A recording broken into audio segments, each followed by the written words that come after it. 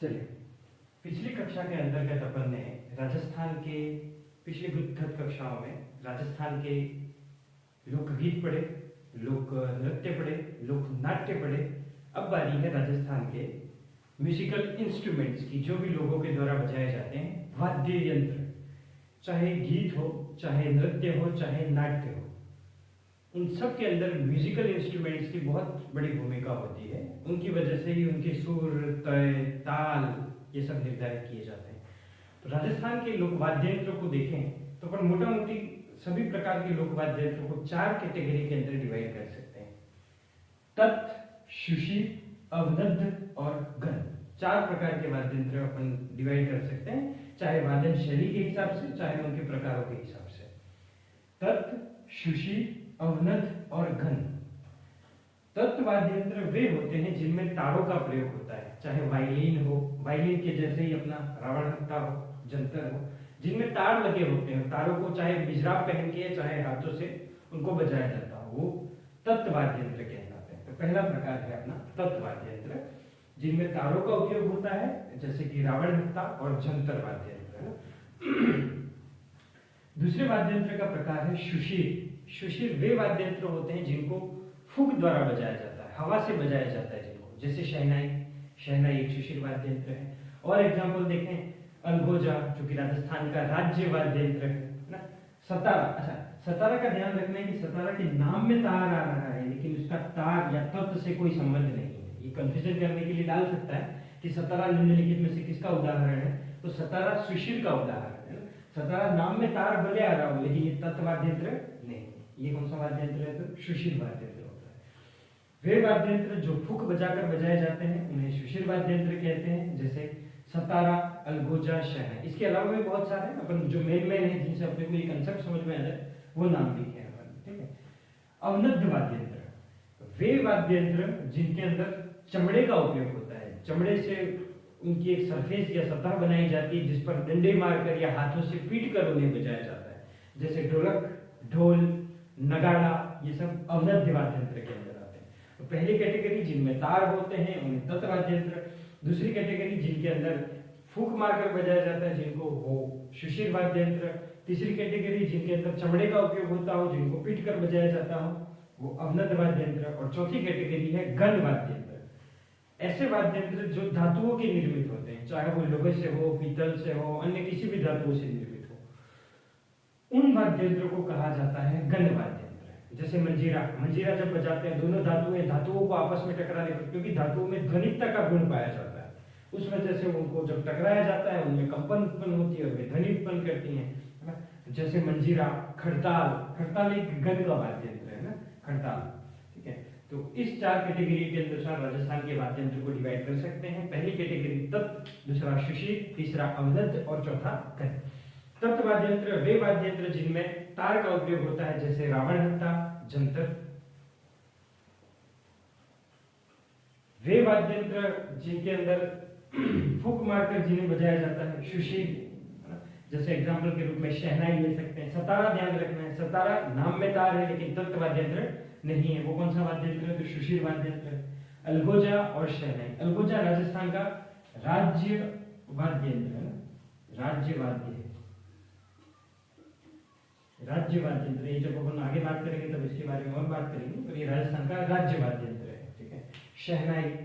अवनद्ध वे वाद्य यंत्र जिनमें चमड़े का उपयोग होता है ना, जिनको पीट कर या डंडे की चोट पर बजाया जाता है, जैसे ढोलक, नगाड़ा हो गया। और गण वे वाद्य यंत्र जो तो धातुओं से निर्मित होते हैं, जैसे मंजीरा और खड़ताल, ठीक है। अब एक एक को पढ़ेंगे अपन, एक के कुछ 10-15 एग्जांपल्स होते हैं, उन सब के बारे में जो जो इंपॉर्टेंट है उनको डीपली पढ़ेंगे, बाकी नाम पढ़ के अपन आगे बढ़ेंगे, ठीक है। तो तत् वाद्य यंत्र तार से निर्मित, वो कौन कौन से हैं, तो 2-2 के क्रम में अपन याद रखेंगे। एक तारा जिसमें एक तार हो, दो तारा जिसमें 2 तार हो, चौतारा जिसमें 4 तार हो। चौतारे को ही तंबूरा कहा जाता है। ये तीनों नाम एक साथ याद रखेंगे, एक तारा, 2 तारा, चौतारा। कौन से? एक तारा, 2 तारा और चौतारा। एक तारा खड़ताल के साथ में बजाया जाएगा, आगे अपन पढ़ेंगे इसके बारे में। तो एक तारा, 2 तारा, चौतारा। चौतारे को ही तंबूरा या तांदपुरा भी कहा जाता है। जो कामड़िया पंथ की महिलाएं होती हैं वो इनका उपयोग करती हैं बेसिकली 13 ताली नृत्य के अंदर।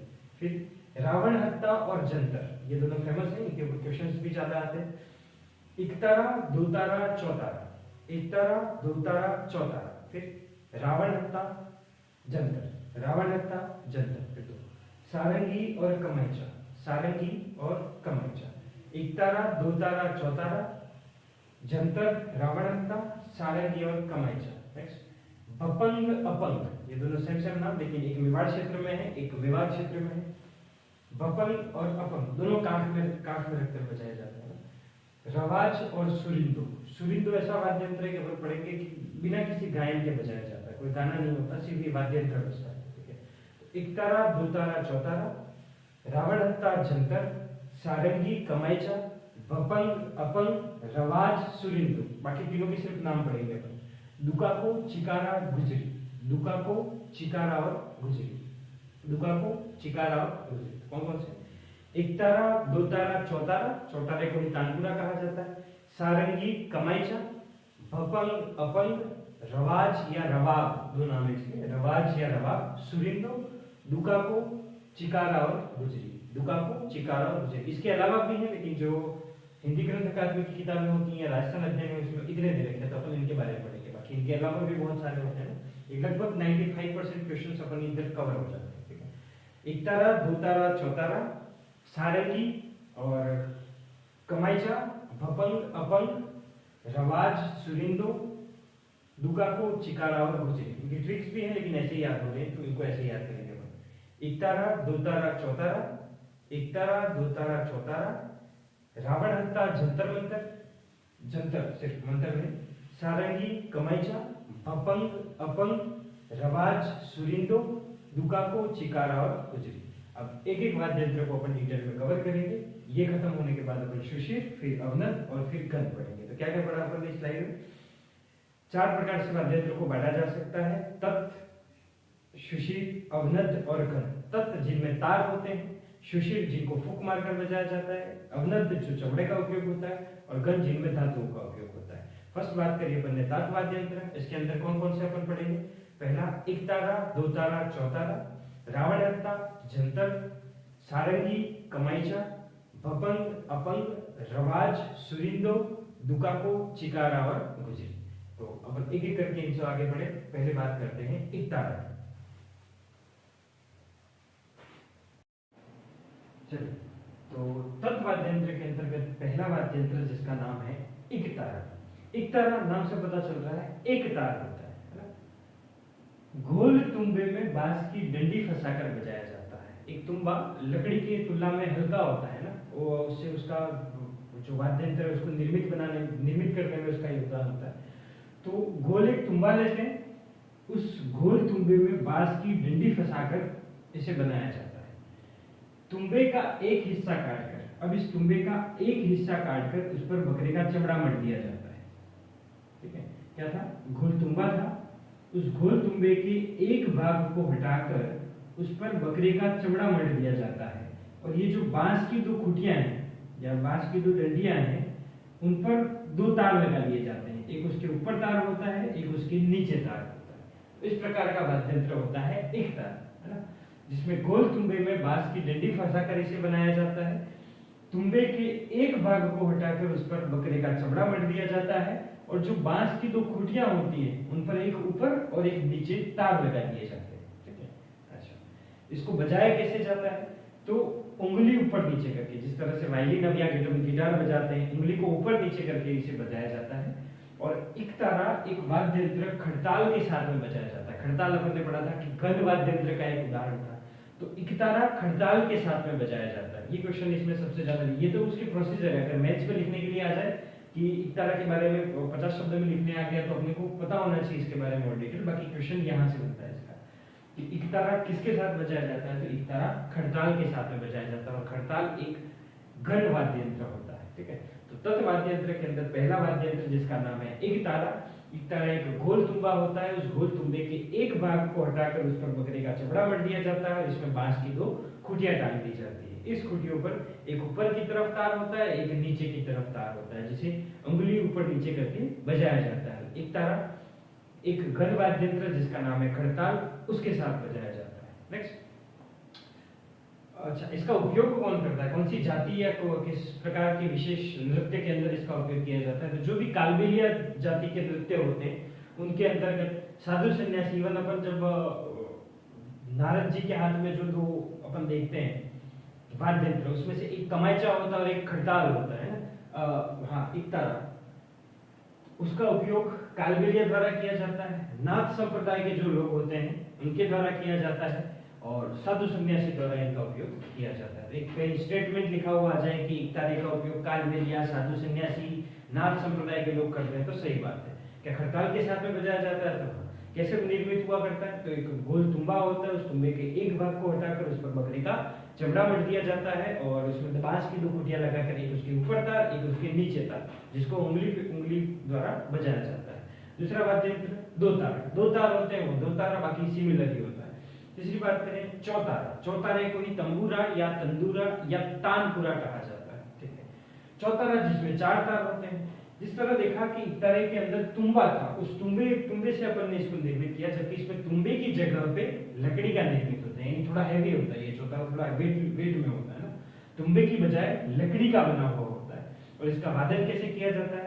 बाएं हाथ में तो इसे पकड़ा जाता है और दाएं हाथ की पहली उंगली से मिर्जाब पहनकर, ताकि अपन उस तार से कट नहीं जाए, मिर्जाब पहनकर उसे बजाया जाता, ठीक है। इसको बजाने का तरीका क्या है? दाएं हाथ की पहली उंगली में मिजराब पहनकर इसे बजाया जाता है। और इसका उपयोग कहाँ भी किया जाता है? तो हमने बात करी थी कि जो 13 ताली नृत्य होता है जिसमें कामड़बंद की महिलाएं नृत्य करती हैं और वाद्य यंत्र इसमें बजाए जाते हैं रामदेव जी के भूपों के द्वारा, तो वो विशेष वाद्य यंत्र होता है चौतारा या तंबूरा या तानपुरा। तो 3 वाद्य यंत्र अपन ने तत् के पढ़े, अपन ने तत् वे वाद्य यंत्र थे जिनमें तार का उपयोग किया जाता था। कौन कौन से थे? एक तारा, दो तारा, चौतारा, कमाइचा, सारंगी, भपंग, अपंग, रवाज, सुरिंदो, दुकाको, गुजरी और चिकारो। उसमें से पहला वाद्य यंत्र इकतारा वह वाद्य यंत्र है जिसमें गोल तुम्बे से यह निर्मित होता है, उसमें बांस की 2 डंडियां फंसाई दी जाती है। वो जो तुम्बा होता है उसके एक भाग को हटाकर उस पर बकरे का चमड़ा मढ़ दिया जाता है और जो बांस की डंडियां हैं उसमें से एक तार ऊपर की तरफ, एक तार नीचे की तरफ, अंगुली को ऊपर नीचे करके इसे बजाया जाता है। खड़ताल के साथ में भी इसे बजाया जाता है और कालबेलिया जाति के लोग, साधु सन्यासी या नाथ संप्रदाय के लोग इसका उपयोग करते हैं। दूसरा दो तारा जिसमें 2 तार होते हैं, चौतारा, तंदूरा या तानपुरा जिसमें 4 तार होते हैं। ये तुम्बे की बजाय लकड़ी से निर्मित हुआ करता है। इसे बजाते कैसे हैं? तो दाएं हाथ की पहली उंगली में मिजराब पहनकर इसे बजाया जाता है और कालबेलिया जाति के लोग या रामदेव जी के भोपे इसे अग्नि 13 ताली नृत्य के दौरान बजाते हैं। 3 अपन ने पढ़े, एक तारा, 2 तारा और चौतारा। नेक्स्ट अपन पढ़ते हैं रावण हत्ता और जंतर।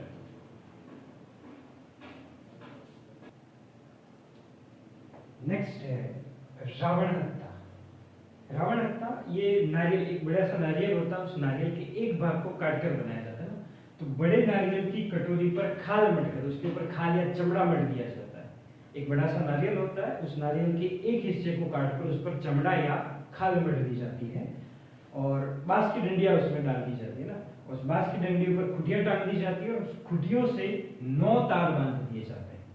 एक तारा में एक तार ऊपर, एक तार नीचे था, 2 तारा में 2 तार थे, चौतारा में 4 तार थे। इसमें रावण हत्ता में कितने तार हैं? 9 तार। 9 तार है जिसको एक बांस की डंडी जिसके ऊपर खुटियां, ये नारियल का एक बड़ा सा कटोरी या कटोरा जिसके ऊपर खाल मढ़ दी जाती है, उसमें बांस की खुटियां टांग दी जाती है, जिस पर खुटियां टांग दी जाती है, ये खुटियां टांग दी अपन ने, उसमें 9 तार एक दूसरे से जोड़ दिए जाते हैं, 9 तार होते हैं। इस प्रकार का एक वाद्य यंत्र होता है रावण। एक बड़ा नारियल होता है, उस नारियल के एक भाग काट कर उस पर चमड़ा या खाल मढ़ दी जाती है, बांस की डंडी जिस पर खुटियां लगाकर उसमें 9 तार बांध दिए जाते हैं, ठीक है। वादन किस प्रकार होता है? जिस तरह से वायलिन को गज की सहायता से बजाया जाता है, उसी तरह रावण हत्ता को भी वायलिन की तरह ही गज से बजाया जाता है। तो पहला प्रश्न तो ये होता है कि कितने तार होते हैं रावण हत्ता में? 9 तार होते हैं। इसका वादन किसके समान होता है? तो वायलिन के समान होता है। किसकी सहायता से बजाया जाता है? तो गज, एक डंडी जिसकी सहायता से इसको बजाया जाता है। और इसका उपयोग कहाँ पे होता है? तो बाबूजी की फड़ बाजते समय भील भूपों के द्वारा इसका प्रयोग किया जाता। तो रावण हत्ता का उपयोग कौन करते हैं? भील भूपे करते हैं। पाबूजी की फड़ करते समय, जो कि राजस्थान की सबसे सर्वाधिक फड़ है, पिछले कक्षा के अंदर अपन ने देखा था ना, तो पाबूजी की फड़ का बांधते समय, पढ़ते समय भील भोपो के द्वारा इसे उपयोग में लिया जाता है। एक बड़ा सा नारियल का कटोरा होता है जिस पर खाल मट दी जाती है, बांस की एक डंडी होती है जिस पर खुटियां लगाकर उसे 9 तार बांध दिए जाते हैं और वायलिन की तरह इसे गज की सहायता से बजाया जाता है। नेक्स्ट है जंतर वाद्य यंत्र। जंतर वाद्य यंत्र नारियल से नहीं बना, ये बना होता है तुम्बे से। जिस प्रकार एक तारा तुम्बे से निर्मित था, दो तारा तुम्बे से निर्मित था, चौतारा लकड़ी से निर्मित था, रावण हत्था नारियल से निर्मित है और जंतर ये वापस तुम्बे से निर्मित है। तुम्बे से निर्मित एक वाद्य यंत्र है जंतर, जिसमें वही बांस की डंडियां जिसमें खुटियां बांधकर, लेकिन इसमें चार तार होते हैं। उसमें कितने तार थे? 9 तार, इसमें 4 तार होते हैं, बाकी सेम ही। वैसे नारियल से बना है, ये तुम्बे से निर्मित है, ठीक है। उसका वादन था वायलिन की तरह गज की सहायता से, जबकि इसको अंगुली से ही बजाया जाता है, लेकिन गले में डालकर बजाया जाता है। गले में डालकर खड़े होकर इसको बजाया जाता है अंगुलियों से, वीणा की तरह इसे बजाया जाता है। तो वादन वीणा की तरह अंगुलियों से इसे बजाया जाता है और खड़े होकर गले में डालकर या लटकाकर इसे बजाया जाता है। रावण हत्था का उपयोग पाबूजी की फड़ बाजते समय, जंतर वाद्य यंत्र का उपयोग देवनारायण जी बड़गावत गुर्जर की फड़ बाजते समय। इसका उपयोग भील भोपो के द्वारा किया जाता है, जबकि इसका उपयोग गुर्जर भोपो के द्वारा किया जाता है। तो ये दो प्रमुख वाद्य यंत्र जिसमें सबसे ज्यादा क्वेश्चन आते हैं अपने पास में। रावण हत्था वाद्य यंत्र जो कि नारियल से और बांस की डंडियों से, जिस पर खुटियां लगी हैं, 9 तार बंधे हैं, उससे निर्मित है। भील भोपे पाबूजी की फड़ बाजते समय इसका उपयोग करते हैं। गज की सहायता से वायलिन की तरह बजाया जाता है। जबकि दूसरा जंतर वाद्य यंत्र ये तुम्बे से, बांस की डंडियों से निर्मित है, जिस पर खुटियां लगाकर 4 तार इसके अंदर होते हैं। कैसे बजाया जाता है? तो गले में लटकाकर खड़े होकर इसे बजाया जाता है, अंगुलियों से ही वीणा की तरह इसे बजाते हैं। देवनारायण जी की फड़ बाजते समय गुर्जर भोपे इसका उपयोग करते हैं। नेक्स्ट वाद्य यंत्र है सारंगी और कमांचा, उनकी बात करते हैं।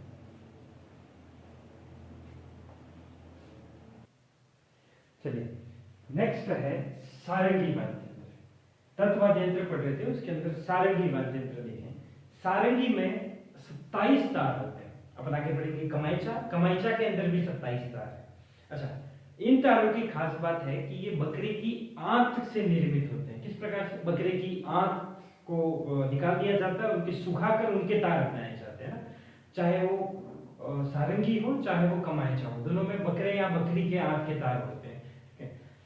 सारंगी सागवान, केर या रोहिड़े की लकड़ी से निर्मित होती है। मतलब अब तुम्बे का प्रयोग नहीं है, इनमें लकड़ी का उपयोग है। और लकड़ी भी किनकी में नहीं है? सागवान, रोहिड़े या केर की निर्मित होती है। तार तो बकरे की आंत के निर्मित होते हैं। 27 तार होते हैं। वादन किस प्रकार से? घोड़े की जो पूंछ के बाल हैं, उनसे गज बनाया जाता है और उस गज की सहायता से इनको बजाया जाता है। बीरोजाट पर घिसकर बजाने पर ही इनके तारों से ध्वनि उत्पन्न होती है। बीरोजा पर घिसकर बजाने से ही इन तारों से ध्वनि उत्पन्न होती है। क्या बात है? सारंगी 27 तार है, तारों के बाद में बात कर लेंगे। सारंगी से सागवान, रोहिड़े या केर की लकड़ी से निर्मित है, मतलब तुम्बे का उपयोग नहीं है। तार बकरे की आंत से निर्मित है, उनको सुखाकर बनाया जाता है। 27 तार का उपयोग किया जाता है। घोड़े की पूंछ के बालों से निर्मित गज होती है, गज की सहायता से इनको बजाया जाता है। बिरोजा पर घिसकर ही इनसे ध्वनि उत्पन्न होती है, इनके तारों से। और उपयोग किया जाता है लंगा जाति द्वारा। जब अपन ने फर्स्ट जो वो लोक नृत्य या लोक गीत वाला टॉपिक पढ़ा था, उसके अंदर संगीत जीवी जातियां लिखी थी, जिसमें थी लंगा और मांगनिया। तो लंगा द्वारा अपन ने पढ़ा था कि सारंगी वाद्य यंत्र का उपयोग किया जाता है। उसमें से एक प्रमुख उनके कलाकार है लाखा खान। लिखना देखते हैं यहाँ पे, लाखा खान। हाँ, यहाँ पे लाखा खान को, जो कि रांदेरी फलोदी के हैं, उनको पद्मश्री भी मिल चुका है। लंगा जाति से ही बिलोंग करते हैं लाखा खान। ठीक है, तो लंगा जाति द्वारा, जो कि जैसलमेर बाड़मेर क्षेत्र के अंदर रहने वाली एक संगीत जीवी जाति है, उनके द्वारा सारंगी वाद्य यंत्र का उपयोग किया जाता है। 2 प्रकार की ये सारंगी होती है, एक सिंधी सारंगी और एक होती है गुजराती सारंगी। सिंधी सारंगी गुजराती सारंगी की तुलना में उन्नत है या थोड़ी अच्छे लेवल की मानी जाती है और इनमें तारों की संख्या भी ज्यादा होती है। इनके प्रमुख कलाकार हैं लाखा खान, जिनको पद्मश्री मिल चुका है 2021 में। ये रानेरी फलोदी से बिलोंग करते हैं। जो अपन एक सिलेबस के अंदर अलग से टॉपिक होता है राजस्थान के प्रमुख व्यक्तित्व, उसके अंदर भी ये चीज कवर होती है ना। तो क्योंकि ज्यादा नहीं है तो इसके साथ में ही थोड़ा सा परिचय देख लिया जाए। तो रानेरी फलोदी के हुआ करते हैं। वापस देखें, सारंगी रोहिड़े, केर या सागवान की लकड़ी से निर्मित होती है। तार इसमें बकरी की आंत को सुखाकर बनाए जाते हैं। 27 तार होते हैं। घोड़े की पूंछ से निर्मित गज की सहायता से इनको बजाया जाता है और बिरोजा पर घिसकर ही इनके तारों से ध्वनि उत्पन्न होती है। लंगा जाति द्वारा इसका उपयोग किया जाता है। 2 प्रकार की ये सारंगी होती है, एक सिंधी सारंगी, एक गुजराती सारंगी। सिंधी सारंगी में तारों की संख्या ज्यादा होती है, थोड़ी उन्नत होती है ये, और लाखा खान उसके प्रमुख वादक हैं, जिनको 2021 में पद्मश्री भी मिल चुका है। और ये रानेरी गांव फलोदी से बिलोंग करते हैं। नेक्स्ट, कमाईचा। सिमिलरली है, सारंगी में 27 तार, कमाईचा में 27 तार।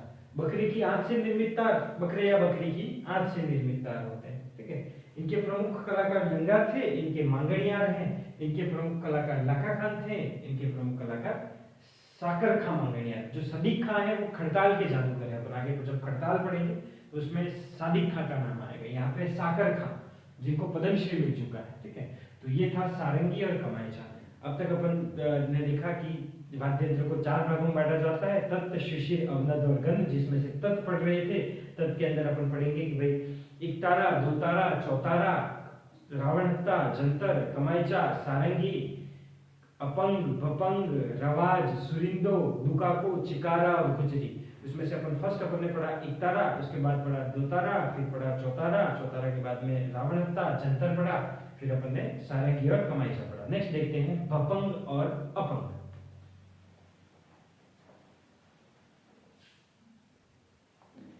नेक्स्ट है भपंग वाद्य यंत्र। भपंग वाद्य यंत्र को मेवात क्षेत्र में, भपंग मेवात क्षेत्र में एक जाति रहती है, वह भी संगीत जीवी जाति है, जोगी, उनके द्वारा बजाया जाता है।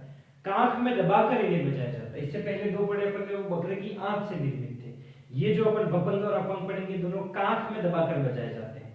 भपंग मेवात क्षेत्र में है और अपंग ये मेवाड़ क्षेत्र में। भपंग मेवात क्षेत्र में जोगी द्वारा बजाया जाता है। अपंग मेवाड़ क्षेत्र में भील द्वारा कांख में दबाकर, दोनों कांख में दबाकर बजाया जाता है। ठीक है, इसमें भी तुम्बे का उपयोग किया जाता है। तुम्बा, तुम्बे के एक भाग को काटकर उस पर चमड़ा मढ़ दिया जाता है, फिर बांस की डंडी लगाकर, भाई जो अपन देखते हैं, कांख में दबाकर इन्हें बजाया जाता है। इनके प्रमुख वादक का नाम है जहूर खां मेवाती और गफरुद्दीन खां मेवाती। ये जो जोगी है, बेसिकली जोगी जाति के 2 लोग, जहूर खां मेवाती और गफरुद्दीन खां मेवाती। किसके प्रमुख कलाकार हैं?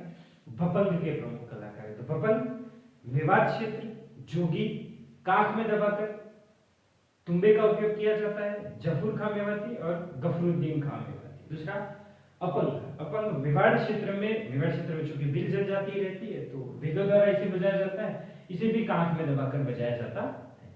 नेक्स्ट है रवाज या रवाब। ये भी मेवाड़ क्षेत्र में राव एवं भाटों द्वारा बजाया जाता है। जाति है राव और भाट, ये भी संगीत जीवी जाति है।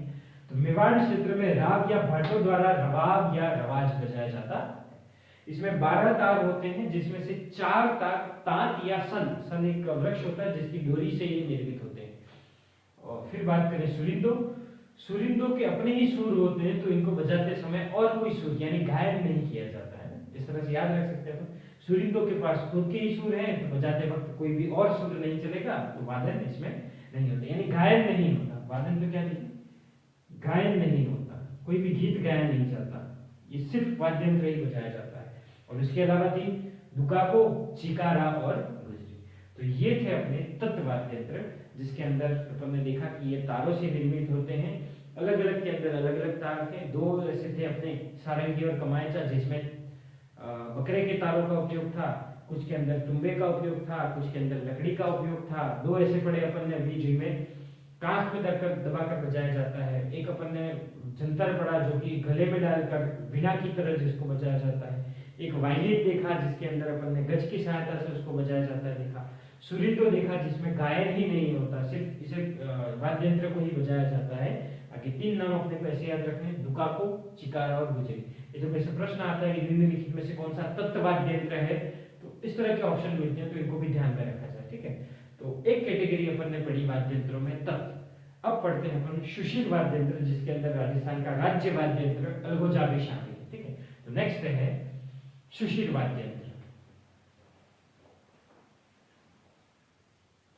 चलिए, तो सुशील वाद्य यंत्रों के अंदर अपन टोटल 17 वाद्य यंत्र पढ़ेंगे। इसके अलावा भी हैं, चूंकि राजस्थान अध्ययन में या हिंदी ग्रंथ अकादमी में इतने हैं तो इतने पढ़ेंगे अपन। शहनाई सबने देखी हुई होती है, शहनाई, बांसुरी, अलगोजा, जो कि राजस्थान का राज्य वाद्य यंत्र है ना, तो शहनाई, बांसुरी, अलगोजा, सतारा, जिसमें नाम में तार है लेकिन तत् नहीं है, सुशील है। सुरनाई, शहनाई सुरनाई लगभग सिमिलर नाम है। पुंगी, शंख, शंख भी मंदिरों में फूंक मारकर बजाया जाता है, तो याद करने की कोशिश करें। शहनाई, बांसुरी, अलगोजा, शहनाई, बांसुरी, अलगोजा, सतारा, शहनाई, बांसुरी, अलगोजा, सतारा, सुरनई, शहनाई, बांसुरी, अलगोजा, सतारा, सुरनई या सुरनई, पुंगी, शंख, ये 7 हो गए। 7 नेक्स्ट याद करें। तुरही या तारपी, तुरही को ही तारपी कहा जाता है, तुरही, तारपी, नड़, बांकिया, भूगल या भूंगल, शिखी, शिंगी, मोरचंद और मशक। कौन कौन से? तुरही, नड़, बांकिया, तुरही, नड़, बांकिया, तुरही, नड़, बांकिया, भूंगल, सिंगी, मोरचंग, मशक, भूंगल, सिंगी, मोरचंग और मशक, भूंगल, सिंगी, मोरचंग और मशक। ट्रिक है इनकी, लेकिन ट्रिक से अच्छा है कि अपन इसको सीधा याद करें ना, तो जल्दी याद आता है। तो ट्रिक को याद रखने के लिए भी ट्रिक चाहिए। ठीक है, भूंगल, सिंगी, मोरचंग, मशक, भूंगल, सिंगी या सिंगी, मोरचंग और मशक। उसके अलावा मुरली, नागफनी और टोटो, मुरली, नागफनी और टोटो, मुरली, नागफनी और टोटो। वापस देखें। शहनाई, बांसुरी, अलगोजा, सतारा, सुरनई, पुंगी और शंख, शहनाई, बांसुरी, अलगोजा, सतारा, सुरनई, पुंगी और शंख, तुरही या तारपी, तुरही, नड़, बांकिया, भूगल या भूंगल, सिंगी, मोरचंग और मशक। इसके अलावा मुरली, नागफनी और टोटो, मुरली, नागफनी, टोटो, मुरली, नागफनी, टोटो, मुरली, नागफनी, टोटो, भूंगल, सिंगी, मोरचंग, मशक, भूंगल, सिंगी, मोरचंग, मशक, भूंगल, सिंगी, मोरचंग, मशक, भूंगल, सिंगी, मोरचंग और मशक। उसके ऊपर कौन कौन से? तुरही, नड़ और बांकिया, तुरही, नड़ और बांकिया। इधर पुंगी, शंख, पुंगी, शंख, बाकी ये चारों नाम, पांचों नाम एक साथ। शहनाई, बांसुरी, अलगोजा, सतारा और सुरनई। ठीक है, तो इसमें से फर्स्ट बात करें अपन शहनाई की। मांगलिक अवसरों पर, शादियों वगैरह में बजाई जाती है शहनाई। शीशम या सागवान की लकड़ी से निर्मित होती है ना, शीशम या सागवान की लकड़ी से शहनाई को बजाया जाता है। चिलम के समान ये होती है, इस तरह की होती है चिलम। चिलम के समान आकृति की ये दिखाई देती है, जिसमें से 8 छिद्र होते हैं। इन छेदों को अंगुली से दबा दबा कर इन्हें अलग अलग सुरों के अंदर बजाया जाता है मांगलिक अवसरों पर। इसके प्रमुख वादक बिस्मिल्लाह खान, जिनको पद्मश्री मिल चुका है, और मेवाड़ क्षेत्र में मंगी बाई, है ना। ये शहनाई के बारे में था कि शीशम या सागवान की लकड़ी से निर्मित है, देखने में चिलम के समान दिखाई देती है, जिसमें 8 छेद होते हैं। बांसुरी में 6 छेद होते हैं, शहनाई में 8 छेद होते हैं ना। और बिस्मिल्लाह खान और मंगी बाई इसके प्रमुख कलाकार हैं। बांसुरी 9 छेद होते हैं, इसके प्रमुख कलाकार राम प्रसाद चौरसिया, हरि प्रसाद चौरसिया, हरि प्रसाद चौरसिया और पन्नालाल घोष। तो सुशील वाद्य यंत्रों के अंदर शहनाई, बांसुरी, अलगोजा, सतारा, सुरनई, पुंगी, शंख, तुरही, नड़, बांकियो, भूंगल, सिंगी, मोरचंग, मशक, मुरली, नागफनी और टोटो। पहली शहनाई की बात करें, मांगलिक अवसरों पर बजाया जाता है, चिलम के समान दिखती है, जिसमें 8 छेद होते हैं। शीशम या सागवान की लकड़ी से निर्मित होती है। बिस्मिल्लाह खान और मंगी बाई इसके प्रमुख कलाकार हैं। बांसुरी, इसमें 6 छेद होते हैं, और पन्नालाल घोष और हरि प्रसाद चौरसिया इसके प्रमुख कलाकार हैं। नेक्स्ट बात करते हैं अलगोजा के बारे में। नेक्स्ट है अलगोजा वाद्य यंत्र। अलगोजा राजस्थान का राज्य वाद्य यंत्र है। जिस तरह से अपना एक लोक नृत्य है, राज्य लोक नृत्य, उसी तरह से राजस्थान का एक लोक वाद्य है, राज्य लोक वाद्य है, जिसका नाम है अलगोजा। अलगोजा होता कुछ नहीं है, दो बांसुरियां होती हैं, उन दो बांसुरियों को एक साथ बजाया जाता है, क्वाइट सिमिलर टू बांसुरी, लेकिन दो बांसुरी एक साथ में बजाई जाती है। इसके प्रमुख वादक हैं रामनाथ चौधरी, जो कि पदमपुरा जयपुर से हैं, और ये नाक से भी अलगोजा बजाते हैं। मुंह से तो बजाया ही जाता है, लेकिन ये नाक से भी अलगोजा बजाने की, क्योंकि फूकी मारनी होती है अल्टीमेटली, चाहे मुंह से मारो चाहे नाक से, तो ये नाक से बजाकर ये प्रसिद्ध हुए रामनाथ चौधरी, जो कि पदमपुरा जयपुर से। तो राजस्थान का लोक वाद्य यंत्र कौन सा है? अलगोजा। दो बांसुरियां, दो अलगोजे होते हैं जिनको फूक मारकर बजाया जाता है मुंह में एक साथ। रामनाथ चौधरी इसके प्रमुख वादक है। नेक्स्ट है सतारा, जिसमें तार नहीं होते, सुशील वाद्य यंत्र है। अलगोजे बांसुरी और शहनाई का मिश्रित वाद्य है, इन तीनों की ही तरह होता है। अलगोजा, बांसुरी और शहनाई, सबसे पहले शहनाई पढ़ा था, फिर बांसुरी, फिर अलगोजा, ये ऊपर के तीनों के समान ही होता है। मिश्रित वाद्य यंत्र, इन तीनों का मिक्सचर ये वाद्य यंत्र है। अलगोजे के समान ही दो बांसुरियों से निर्मित होता है। बांसुरी में कितने छेद होते हैं? 6। अलगोजे के समान यानी दो बांसुरियां एक साथ बजाई जाती है। और शहनाई क्या बोलते हैं, बांसुरी की समान तो होता ही है, बांसुरी में 6 छेद होते हैं, तो इसमें भी कितने छेद? 6 छेद। गडरिया और मेघवाल जाति इन्हें बजाने का काम करती है। सतारा, गढ़वाल और मेघवाल जातियां, जो कि जैसलमेर बाड़मेर क्षेत्र के आसपास में निवास करती हैं, उन जातियों का ये प्रमुख वाद्य यंत्र है। सतारा अलगोजा, बांसुरी और शहनाई का मिश्रित वाद्य यंत्र है। अलगोजे के समान ही इसमें दो बांसुरियां होती हैं जिनमें 6 छेद होते हैं। गडरिया और मेघवाल जाति का ये प्रमुख वाद्य यंत्र है। नेक्स्ट है सुरनाई। सुरनाई शहनाई के समान ही है, लंगा व ढोली जाति का प्रमुख वाद्य यंत्र है, और पेपे खान इसके प्रमुख वादक हैं। पेपे खान एक व्यक्ति का नाम है जो सुरनाई बजाने में विख्यात है। शहनाई के समान है, लंगा व ढोली जाति द्वारा बजाई जाती है, और पेपे खान सुरनाई के प्रमुख वादक हैं।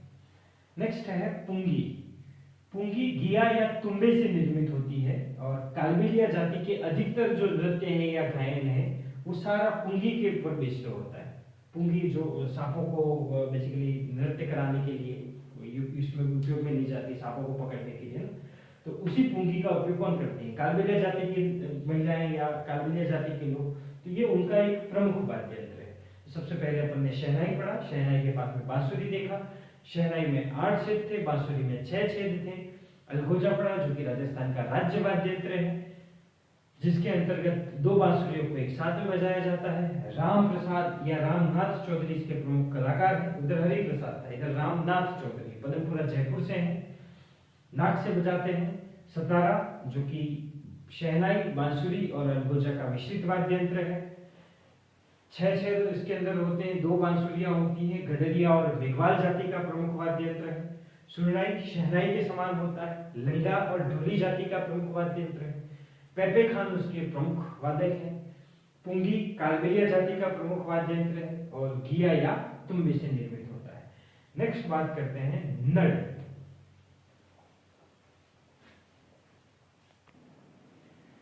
नेक्स्ट है नड़ वाद्य यंत्र। शंख अपन ने देखा हुई मंदिरों में, तो अपन ने इसको एक्स्ट्रा कैंडल डाल दिया, ठीक है। नड़ ये 2.5 फीट लंबा होता है और केर की लकड़ी से निर्मित होता है। स्पेसिफिक एक ही लकड़ी से निर्मित होता है, केर की लकड़ी से निर्मित होता है। बांसुरी के समान ही होता है, बांसुरी नुमा होता है, तो इसमें भी 4 या 6 छेद होते हैं, और इसके प्रमुख वादक है कर्णा मीणा, या कहीं कहीं पर कर्णा भील भी लिखा हुआ है, जैसलमेर क्षेत्र के, ठीक है। तो नड़ 2.5 फीट लंबा केर की लकड़ी से निर्मित होता है, 4 या 6 छेद होते हैं, और कर्णा मीणा इसके प्रमुख वादक है। तुरही या तालपी, तो ये तांबे या पीतल से निर्मित होता है, और युद्ध के समय इसको बजाया जाता है, तो युद्ध का वाद्य यंत्र है। कथौड़ी, जो कि उदयपुर के आसपास के रहते हैं, मूलतः महाराष्ट्र के थे, लेकिन इधर आकर बस गए। कत्था जिनके द्वारा बनाया जाता है, उनके ही द्वारा तुरही या तालपी भी बजाया जाता है। तुरही या तालपी युद्ध का वाद्य यंत्र है, तांबे या पीतल से निर्मित होता है, और कथौड़ियों का प्रमुख वाद्य यंत्र है। नेक्स्ट बाकिया। बाकिया मतलब टेढ़ा मेढ़ा, बाका टेढ़ा मेढ़ा, तो इस प्रकार का ये वाद्य यंत्र होता है। वक्राकार टेढ़ा मेढ़ा ये वाद्य यंत्र होता है, इसलिए नाम ही पड़ा इसका बाकिया। पीतल से निर्मित होता है, ढोल के साथ में बाकिया बजाया जाता है, और सरगड़ा जाति के द्वारा बाकिये का प्रमुख रूप से उपयोग किया जाता है, ठीक है। तो बाकिया वक्राकार या टेढ़ा मेढ़ा होने के कारण इसे बाकिया कहा जाता है। पीतल से निर्मित होता है, ढोल के साथ में बजाया जाता है, और सरगड़ा जाति का ये प्रमुख वाद्य यंत्र है। भुंगल, भुंगल को रणभेरी या भीरी भी कहा जाता है। रण का मतलब युद्ध, तो युद्ध के समय ही इसे बजाया जाता है। एक युद्ध के समय तुरही है, तुरपी है, और एक है भुंगल। भुंगल भी युद्ध के समय बजाया जाता है, तो इसको रणभेरी कहा जाता है। बाकी के समान ही होता है, ये पीतल से निर्मित होता है। और भवाई जाति जो कि मेवाड़ क्षेत्र के आसपास में गुजरात के सीमावर्ती क्षेत्र में रहती है, उनके द्वारा भुंगल का उपयोग किया जाता है। भुंगल को रणभेरी भी कहा जाता है, पीतल से निर्मित होता है, बाकी के समान होता है। भवाई जाति के द्वारा इसका उपयोग किया जाता है। मोरचंग, मोरचंग को ज्यूज हॉर्प भी कहा जाता है। ज्यूज हॉर्प मोर की आकृति के समान ये होता है। सिंगी, सिंगी भी युद्ध के समय ही उपयोग किया जाता है, इसलिए इसको रणसिंगा भी कहा जाता है। युद्ध के समय युद्ध को रण, तो रणसिंगा भी कहा जाता है इसे। नेक्स्ट है मंड या मशक। ये जो पुलिस या सेना के जो बैंड होते हैं उनका एक प्रमुख वाद्य यंत्र होता है। पुंगी के समान ही साउंड देता है, पुंगी के समान ही ध्वनि होती है, बाकी चमड़े से मंड बनाया जाता है, इसको चमड़े को सील कर बनाया जाता है। भैरू जी के भूपे इसका उपयोग करते हैं, किसका? मंड या मशक का। तो पुलिस या सैनिकों के बैंडों के अंदर इसका उपयोग किया जाता है। भैरू जी के भूपे इसका उपयोग करते हैं और पुंगी के समान ये ध्वनि उत्पन्न करता है। उसके अलावा शंख, मुरली, नागफनी और टोटो। तो ये थे अपने सुशील वाद्य यंत्र, जिसके अंदर अपन ने शहनाई, बांसुरी, अलगोजा, सुरनाई, सतारा, मंड या मशक, तुरही, तारपी, सिंगी, नड़, बाकिया, भुंगल, मोरचंग इत्यादि अपन ने वाद्य यंत्र देखे। इस स्लाइड को वापस रिवाइज करें। नड़ जो कि 2.5 फीट लंबा है, केर की लकड़ी से निर्मित होता है। कर्णा मीणा इसके प्रमुख वादक हैं, 4 या 6 सेट होते हैं, ये इतना इंपॉर्टेंट नहीं है ना। तुरही या तारपी युद्ध के समय इसको बजाया जाता है। कथोड़ियों का प्रमुख वाद्य यंत्र है, तांबे या पीतल से। इसका भी अच्छा कोई सेंस नहीं बनता, कहीं स्टेटमेंट में आ जाए तो अपने को पता होना चाहिए। बाकियां टेढ़ा बेढ़ा होता है, वक्राकार होता है, पीतल से निर्मित होता है, ढोल के साथ में बजाया जाता है और सरगड़ा जाति का ये प्रमुख वाद्य यंत्र है। नेक्स्ट भुंगल, रणभेरी भी कहा जाता है, युद्ध के समय इसको बजाया जाता है। भवाई जाति का प्रमुख वाद्य यंत्र है, पीतल से निर्मित होता है और बाकी के समान होता है। मोरचंग ज्यूज हॉर्प कहा जाता है, मोर की आकृति के समान इसकी आकृति होती है। सिंगी, सिंगी को ही रणसिंगा भी कहा जाता है, क्योंकि रण के समय इसे बजाया जाता है, युद्ध के समय बजाया जाता है। मंड या मशक, पुलिस या जो सैनिक बल होते हैं उनके बैंडों के अंदर इसका उपयोग किया जाता है। भैरू जी के भोपे इसे बजाते हैं और पुंगी के समान ये ध्वनि उत्पादित करता है। उसके अलावा शंख, मुरली, नागफनी और टोटो। तो अब तक अपन ने तत्व वाद्य यंत्र देखे, सुशील वाद्य यंत्र देखे। अब देखते हैं अवनद्य वाद्य यंत्र, जो कि चमड़े से निर्मित होते हैं, जिनको हाथ से या डंडे की चोट से बजाया जाता है। जैसे एग्जाम्पल के रूप में ढोलक अपन लेते हैं, ढोल अपन लेते हैं, नगाड़ा लेते हैं, तो उन सबको अपन अभी देखेंगे।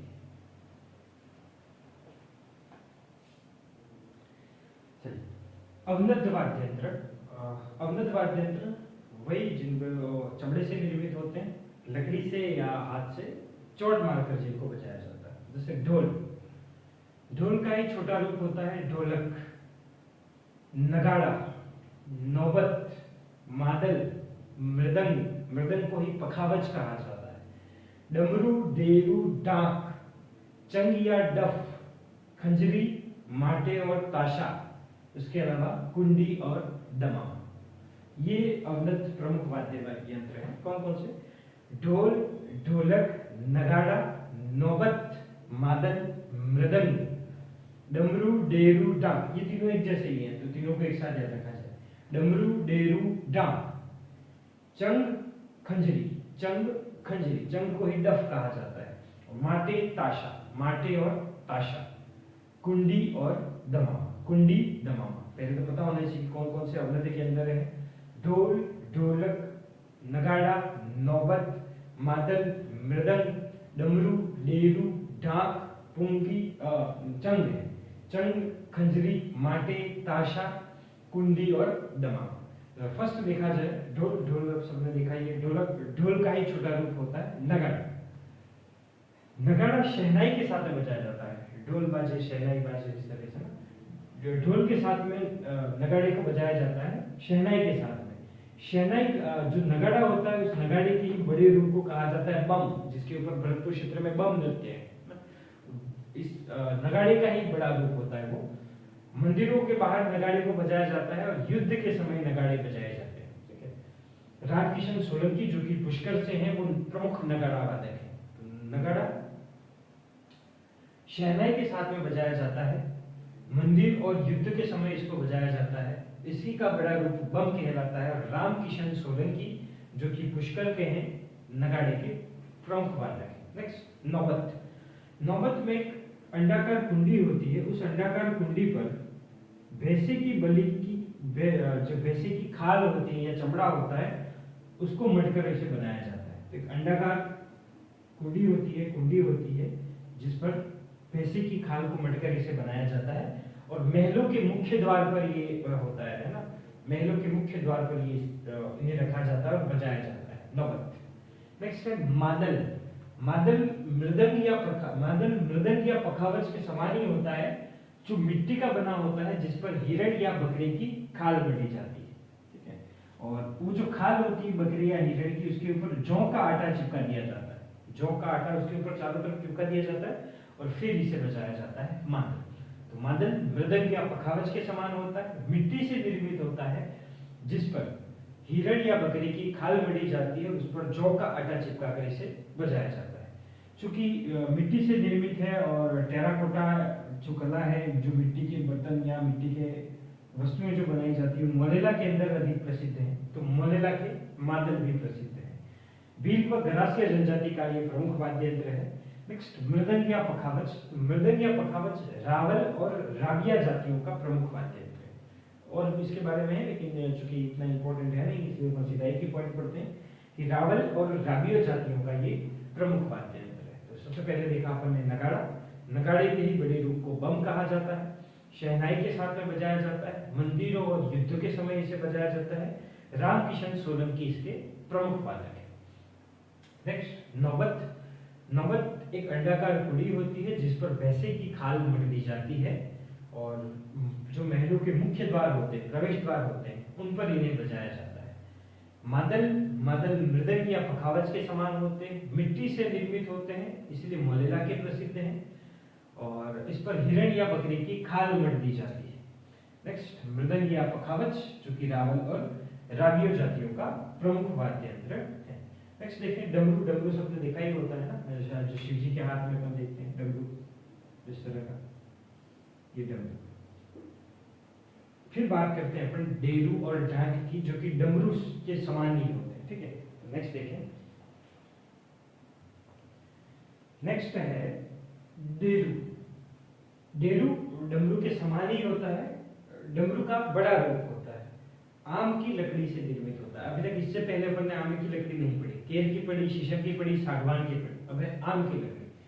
आम की लकड़ी से निर्मित होता है डेरू, जो कि डमरू का ही एक बड़ा रूप होता है, और जाड़वीर व गोगा जी के भक्तों द्वारा इसे बजाया जाता है। नेक्स्ट, ढाक। ढाक डेरू जैसा होता है, तो डेरू नुमा होता है। गुर्जर इन्हें दोनों पैरों के बीच में रखकर इसे बजाते हैं, तो बजाने का तरीका इसका यूनिक है। दोनों पैरों के बीच में रखकर गुर्जरों द्वारा इसे बजाया जाता है। डेरू के समान ही होता है ये। कौन सा? ढाक। नेक्स्ट, चंग या डफ। तो चंग नृत्य है जो कि शेखावटी में होली के अवसर पर किया जाता है, तो वही चंग बजाया जाता है उस दौरान। और एक तरफ बकरी की खाल होती है, एक तरफ बकरी की खाल होती है, एक ही तरफ इसमें चपड़ा होता है, इस तरह का कुछ वाद्य यंत्र होता है, एक तरफ बकरी की खाल होती है जिस पर चौट करके इसको बजाया जाता है। खंजरी भी आम की लकड़ी से निर्मित होता है। माटे, बाबूजी के पवाड़े माटे वाद्य यंत्र के साथ में गाए जाते हैं। ताशा झांझ के साथ में बजाया जाता है, गले में लटकाकर इसे बजाया जाता है, और मुहर्रम के अवसर पर मुस्लिम इसे बजाते हैं। किसके? ताशा जो कि झांझ के साथ में बजाया जाता है, गले में डालकर बजाया जाता है, और मुहर्रम के समय पे मुस्लिमों द्वारा इसे बजाया जाता है। तो ये थे अवनद वाद्य यंत्र। डमरू, उसके बाद डेरू जो कि डमरू नुमाई होता है, आम की लकड़ी का निर्मित होता है, और जाड़ पीर और घोगा जी के भक्त द्वारा इसे बजाया जाता है। ढाक जो कि डमरू के समान ही होता है, और गुर्जर इसे दोनों पैरों के बीच में रखकर बजाते हैं। चंग, शेखावटी में होली के अवसर पर जो चंग नृत्य किया जाता है उसमें इसका उपयोग किया जाता है। खंजरी, ये भी आम की लकड़ी से ही निर्मित है। डेरू भी आम की लकड़ी से, खंजरी भी आम की लकड़ी से। माटे, बाबूजी के पवाड़े माटे वाद्य यंत्र के साथ में, और ताशा जो कि झांझ के साथ में, झांझ एक गन वाद्य यंत्र है ना, उसके साथ में बजाया जाता है, गले में डालकर बजाया जाता है और मुहर्रम के अवसर पर इसे बजाया जाता है। नेक्स्ट और लास्ट है गन वाद्य यंत्र जो कि धातुओं से निर्मित होते हैं, जैसे मंजीरा। उस मंजीरे का ही बड़ा रूप कहलाता है झांझ, जो कि ताशे के साथ में बजाया जाता है। कच्ची घोड़ी जो कि शेखावटी का एक नृत्य है, उसे झांझ वाद्य यंत्र के साथ में प्रदर्शित किया जाता है। खड़ताल, खड़ताल एक ताले के साथ में बजाया जाता है, मंगनियारों का एक प्रमुख वाद्य है और सादिक खां मंगनियार को खड़ताल के जादूगर कहा जाता है। साकर खां कमाईचा में थे, ये सादिक खां है। नेक्स्ट है रमजोल। रमजोल कुछ नहीं, घुंघरू है। घुंघरू को एक पट्टी के ऊपर, चमड़े की चाहे कागज की या चाहे कपड़े की पट्टी हो, उसके ऊपर घुंघरुओं को बांध दिया जाता है और जब नृत्य करते हैं तो उसको पाँव में पहन लिया जाता है, तो वो रमजोल हो गया। इसके अलावा थाली, थाली भी बजाई जाती है, जैसे ढोल के साथ में थाली बजाई जाती है। घंटा, चिमटा, झालर और लेझी। लेझी में एक धनुषाकार गंध वाद्य यंत्र है जो कि गरासिया जनजाति द्वारा यूज में लिया जाता। तो ये थे राजस्थान के लोक वाद्य, जिसके अंदर अपन ने तत्व जो कि तारों से निर्मित थे, फिर अपन ने सुशील जो कि फूक मारकर बजाए जाते थे, फिर अवलद जो कि चमड़े से निर्मित है जिनको हाथ से या डंडे की चोट से बजाया जाता है, और गन वाद्य यंत्र जो कि धातुओं से निर्मित होते हैं। धातुएं आपस में टकराती हैं, ध्वनिकता का उनमें गुण होता है तो ध्वनि उत्पन्न होती है। तो ये थे राजस्थान के लोक वाद्य। तो अपने लोक संबंधित सारे टॉपिक अपने कंप्लीट होते हैं। लोक साहित्य बाकी है, लेकिन वो साहित्य के साथ में कवर हो जाता है। तो अपन ने अभी तक लोकगीत, लोक नृत्य, लोक नाट्य और लोक वाद्य अपन ने खत्म कर दिया।